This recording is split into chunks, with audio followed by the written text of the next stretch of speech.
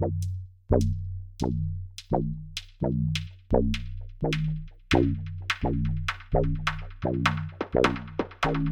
this video, I'm going to discuss 4 ways to qualify for the Small Business Administration's SDVOSB program.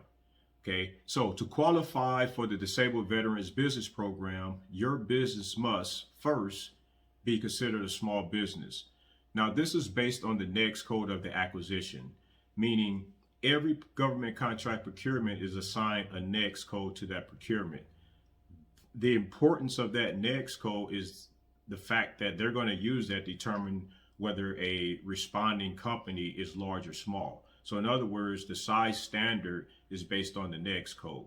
Now, if you are a company that sells commodities or supplies, then the size standard will be based on the number of employees. For example, 250 employees or less is considered a small business. 500 employees or less is considered a small business. There are some NAICS codes where the size standard is 1,000 employees or less is considered a small business.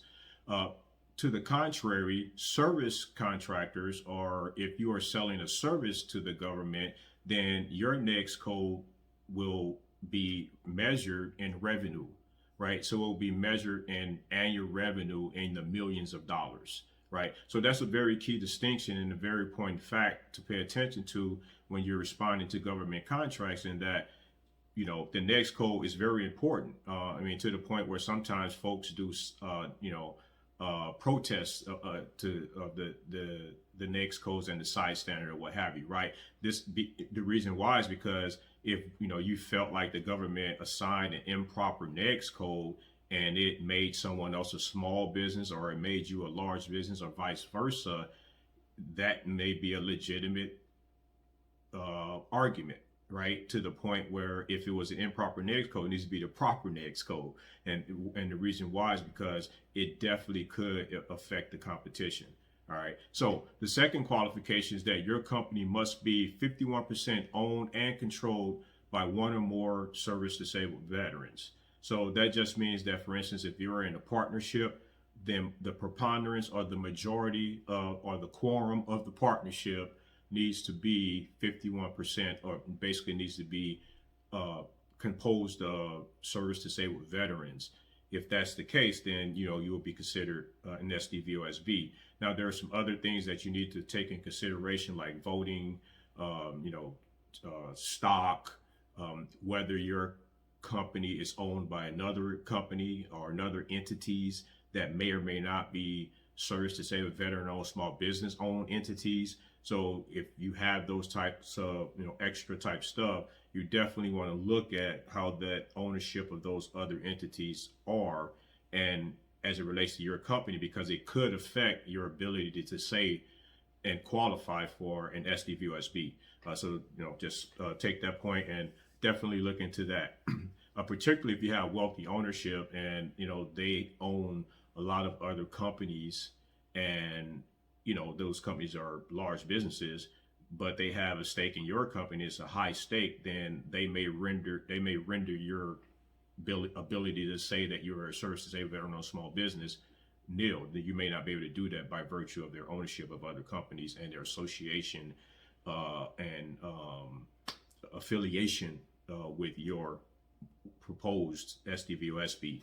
So the third qualification is your company must have one or more service disabled veterans manage day-to-day operations and also make long-term decisions. So basically, this is like running the business daily, weekly, monthly. The theory, the concept is that you're working the business 8 hours a day at a minimum, and that, you know, you're heavily involved in the day-to-day and the decision making, and also for the long-term decision making in the sense of holding corporate meetings, dealing with shareholders information, dealing with making future decisions for the company that affect the long-term health of the company, and also the employees, if there are employees involved, and things like that.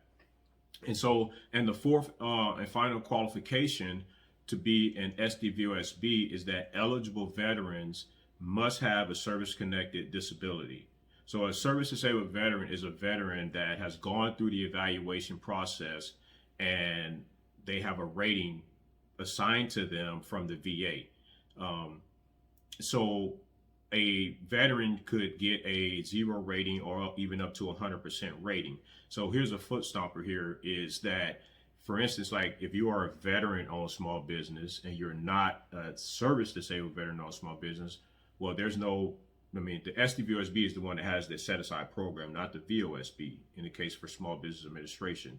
So, but if you feel like maybe you could be an SDVOSB and you want to take advantage of the set aside program here, then you may, and you haven't gone through the rating process, you may want to look into and do some research to see if maybe if you have some injuries or some illnesses, if you should get those looked at and have those evaluated by the VA. Because if that happens and you do that and you actually receive a rating letter, even if it comes back at a 0 rating, which is considered a non-compensable rating, meaning you can't get paid for it, it means that the VA recognizes that you have a disability or illness, but it is not at the severity that it rates for you to be paid monetary payments. At that point, you would get a 0 rating. That means you are a service disabled veteran because you have had a decision placed upon you by the VA based on your disability and or illnesses. So I would suggest that you do some research on that, because you want to get the maximum. In this regard, the SDVOSB certification would be